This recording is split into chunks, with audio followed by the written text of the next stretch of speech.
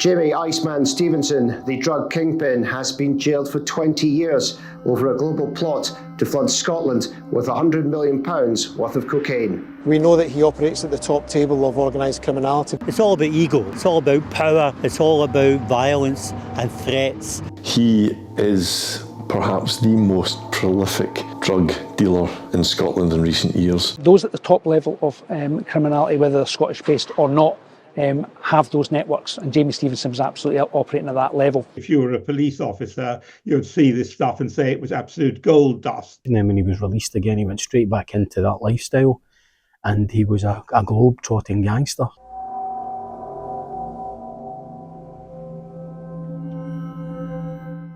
Jamie Stevenson's criminal empire was booming in 2019, and the tentacles of his network slithering across the globe. He was living the high life in glitzy hotspots like Dubai, Spain, and even an exotic island off the coast of Abu Dhabi. It seemed like he was king of the underworld as he raked in millions from his criminal rackets. We all know that Jamie Stevenson, throughout his criminal career, has had a taste for the high life, like many gangsters. In his previous case, he had used a lot of his money, his dirty cash, to buy expensive watches like Rolex watches and other expensive goods as a way to launder his money. And obviously after his previous conviction, then when he was released again, he went straight back into that lifestyle. He had a globe-trotting lifestyle, and he enjoyed time in places like Dubai and Abu Dhabi, where he spent time on a luxury island known as Nurai Island, which is popular with people with bags of cash basically. And he also had connections in South America and close to the biggest cocaine producing countries in the world. So he spent his money lavishly, and this was very much part of his motivation. This underworld source, whose identity we are protecting, gave an insight into the high life that Jamie Stevenson was living. The words are voiced by an actor to help protect their identity. The likes of James White and Jamie Stevenson are driven by raw selfishness and pure greed. It's in the DNA of drug traffickers to lust after social status and material wealth. Stevenson has always had a liking for designer gear, luxury holidays, and is well known he loves his Rolex watches. White was also raking in millions to feed his taste for the lavish lifestyle, well out of reach of most ordinary Scots. And we know from their actions they'll go to the most extreme lengths to protect their millions, including the easy use of violence and intimidation. Stevenson had ordered arson attacks on rivals and even ordered a firebomb attack on his former home after it was seized by prosecutors in an effort to claw back some of his dirty cash. In the end, it's all about raking in money, and no amount seems to be enough. It was mentioned in court that Stevenson knew exactly what he was doing, and the motivation for a lifetime of crime was obvious.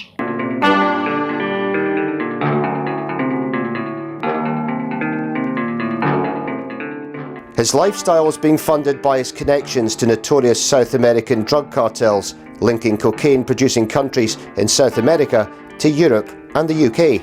Places like Brazil, Peru, Colombia and Ecuador were increasingly attractive bolt holes to hoodlums looking to profit from the UK's seemingly insatiable appetite for white powder. Among those drawn to Brazil were Scots gangsters James the Don White and kingpin brothers James and Barry Gillespie. Rio-based journalist Lord Ericht has been reporting on crime in South America for decades and got to know perhaps the UK's best-known fugitive gangster, Ronnie Biggs, when he was on the run in Brazil. Visited Ronnie Biggs's house, but Biggs was before the time of the computer. That's how he got in. If there was a computerized time as we have now, he would have got in. But when he was here, he was living the life we say in American, the life of Riley. But he even gave a lecture at the police academy on robberies. He even did commercials on running shoes. He says, "When you're on the run as I am. You need the best running shoes." So he attracted a certain with his sense of humor. More recently, Harold has worked with his Scottish Sun, and now reporting of the extradition of Scots hood James the Don White, who was arrested in the coastal city of Fortaleza, where he had been living a playboy lifestyle. White of Gartcosh was jailed in 2023 for orchestrating a cocaine importation plot after being hauled back to Scotland to face justice. This is a place, any place in the world, money speaks, but here speaks higher.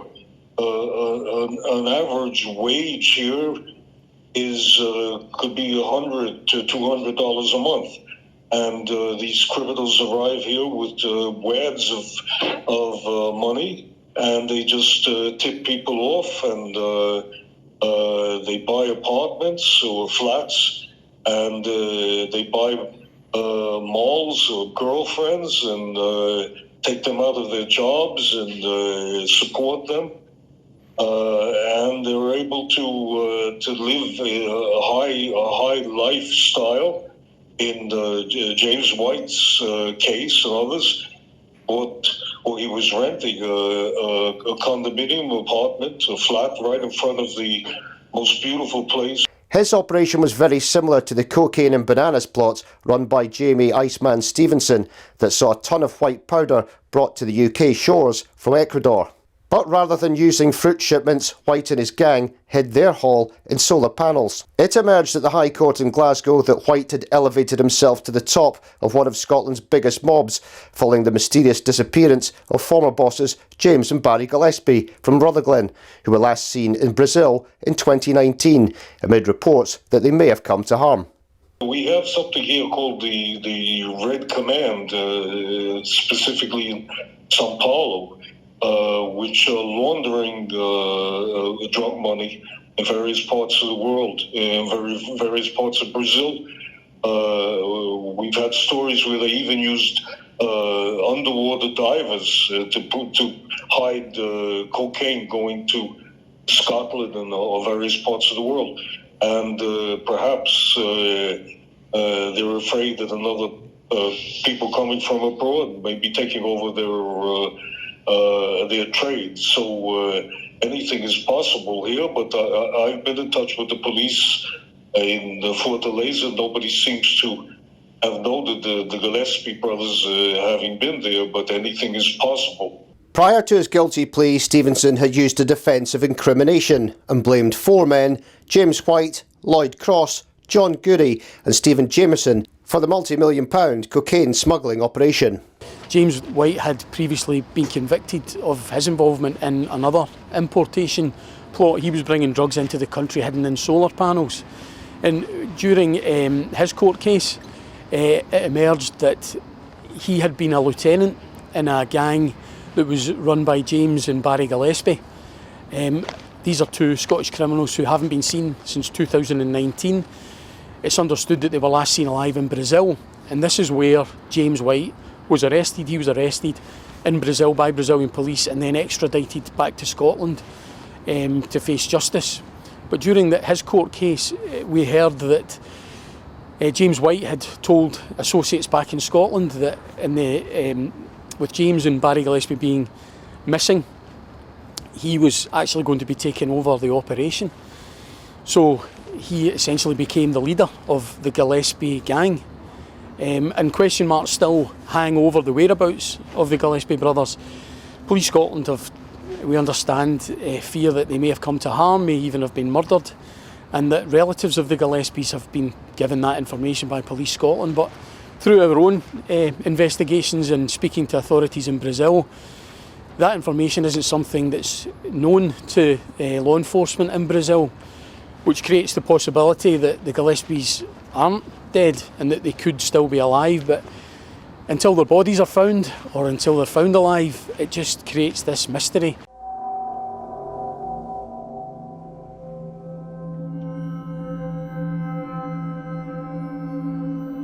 We are now on the cusp of a rapid acceleration of the spread of coronavirus. We could see a doubling of cases every few days. Now is the time for everyone to stop non-essential contact with others and to stop all unnecessary travel.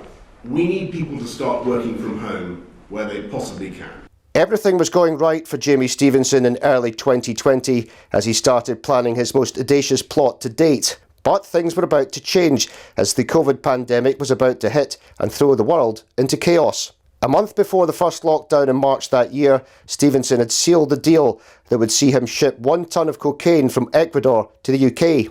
He met with David Bilsland to discuss the plan that would involve using a Glasgow fruit market business as a front for his scheme. But unbeknown to Bilsland and Stevenson, they were being watched.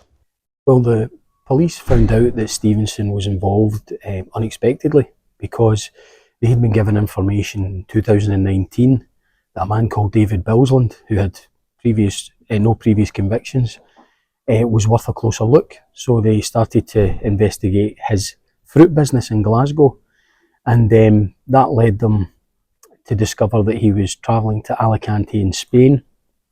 This was in February 2020, so they contacted their counterparts in Spain and asked them if they could follow David Bilsland and surveil him.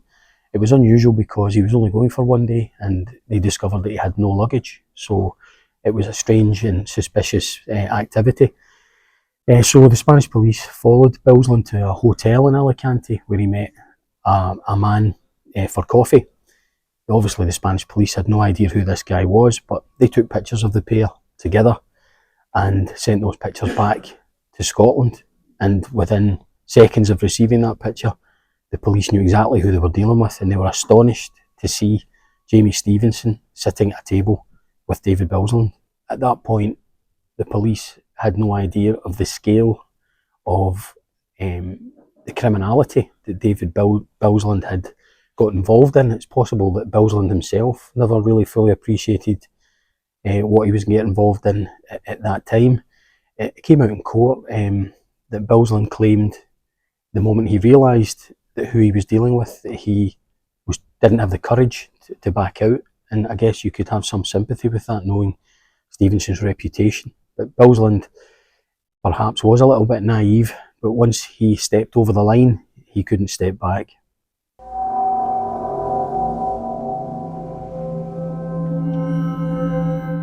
Stevenson was arrested for his part in trying to flood the streets with Valium, along with stepson Jerry Carbon and sidekick Paul Bowles. They set up a pill factory in Kent, which churned out 250,000 tablets an hour and was worth £14 million. Intel led officers here to the Sherbrooke Hotel in Glasgow's south side, where Stevenson was having a meeting with some associates at a picnic table. When he clocked police officers heading towards him, he feared the worst and ran for his life. As Stevenson fled the mystery men who he thought were trying to kill him, he rolled down an embankment and ended up in a crumpled heap. But as the officers approached him and made their identities known, the criminal kingpin let out a sigh of relief. During the panic, Stevenson left his EncroChat mobile phone handset on a picnic table, and that later led investigators to show beyond all doubt that Stevenson was calling the shots using the EncroChat handles Elusive Ale and Big Tasty, tying him to a global drugs conspiracy. Astonishingly, Stevenson was freed by English authorities and went on the run to Spain and falls off the radar.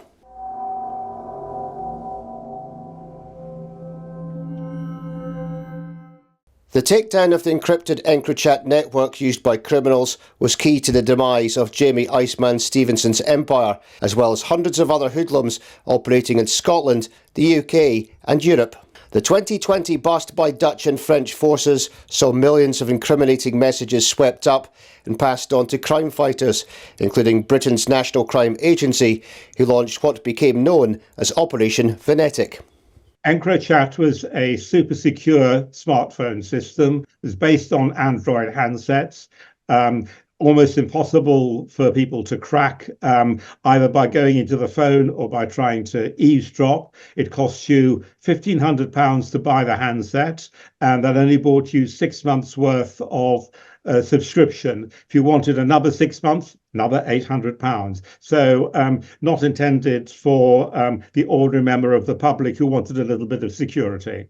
The break into EncroChat was carried out by a Dutch and French team. French were in operational control. Very ingenious. Instead of trying to get into the phones directly, which has proved more or less impossible, what they did was they looked at the server, the computer that was actually running everything. They got a copy of that. They bought themselves some covert phones, worked out how everything was supposed to operate. And what they then said was, well, these phones seem to have the same sort of facility for updating and changing things that regular phones do. Let us craft an update which actually weakens the encryption so that we can download the messages and decrypt them. They've never provided any of the detail of how they've done it, but that's how it was broken. And then having broken it, the French set up a big operation, collected a lot of information from all over the world,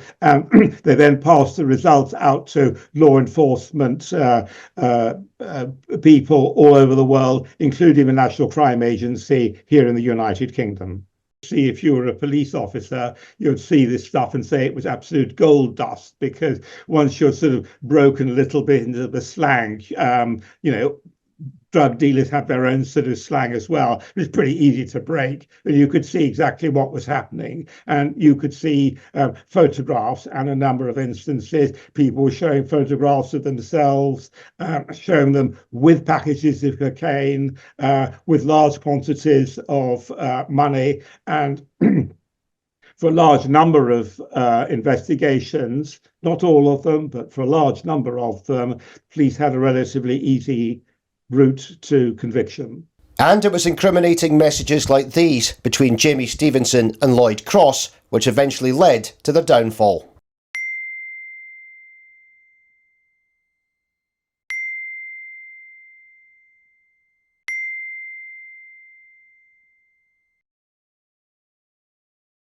A fruit market in a Glasgow industrial estate, miles away from the sunshine and sand of Brazil. But it was here that £100 million worth of cocaine was due to be delivered and shipped across the country. But Stevenson arranged for 17 legitimate shipments of bananas to be sent as dummy runs, in case the police were onto him.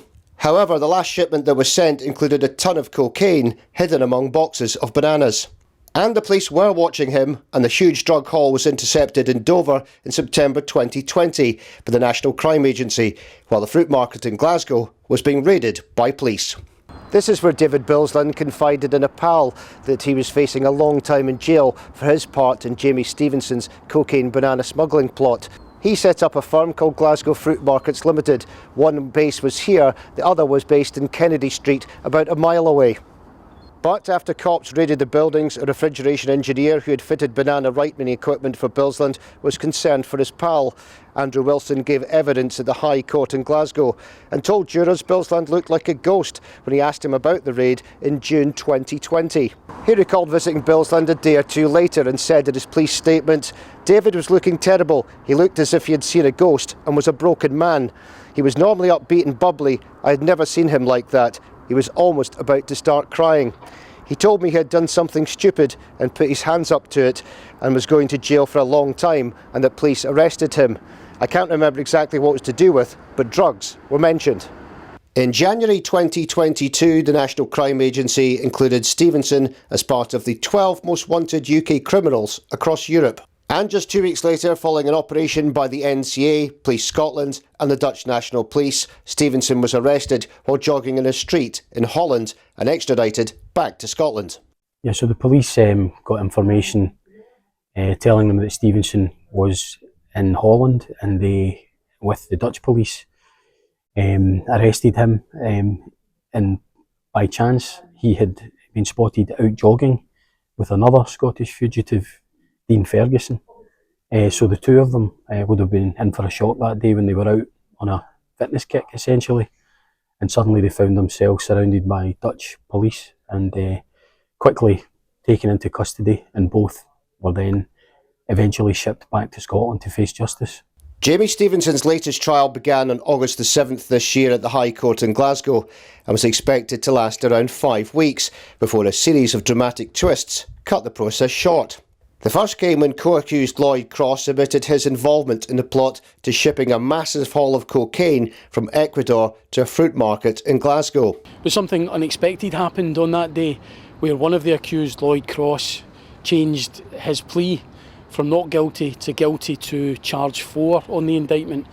And that was quite an astonishing turn of events that took most of us by surprise. There was one other striking detail in court after Cross pled guilty. Stevenson had stepped forward before the case called to chat to his legal team. It's impossible to know what that conversation was about, but as he turned round and walked back into the dock, he locked eyes with Cross for what seemed like a considerable length of time, a slightly uneasy moment in the courtroom. But obviously we can only speculate as to what that meant, but the question that obviously jumped out was, had Cross taken Stevenson by surprise when he entered that guilty plea? Or was Stevenson giving Cross his approval? Maybe it was part of a defence strategy. We'll never really know, but from that point onward, it meant that Stevenson had to reconsider his situation, as did the other 5 men who were still in the dock. But after 3 days of evidence, 2 more held their hands up. Jerry Carbon and Ryan McPhee pleaded guilty to running a street Valium factory as part of Stevenson's operation. Gary McIntyre walked free when he was cleared of all charges. It was a decisive moment that ended the following day when Scotland's #1 hood Stevenson finally changed his plea to guilty, along with Paul Bowes and fruit merchant David Bilsland. Well, when the indictment first became available, we noted the name David Bilsland, and he wasn't someone who was a known criminal. Essentially, he had no previous convictions. But what we do know about David Bilsland is that he was a respected businessman for decades in Glasgow, involved in the fruit and veg business, and had many connections throughout the business community in Glasgow. So it was very strange to see a man like him sitting in the dock alongside known criminals like Jamie Stevenson and Jerry Carbon. When Bilsland was walking into court, he looked more like a lawyer, or he looked like a businessman. You wouldn't give him a second look, because you would assume that he was maybe representing someone rather than being represented himself. But in the end, he pled guilty too to being a co-conspirator in this case. He basically set up the businesses, the fake businesses, that allowed them to bring in these huge quantities of bananas that had the cocaine hidden within. It's astonishing, it really is.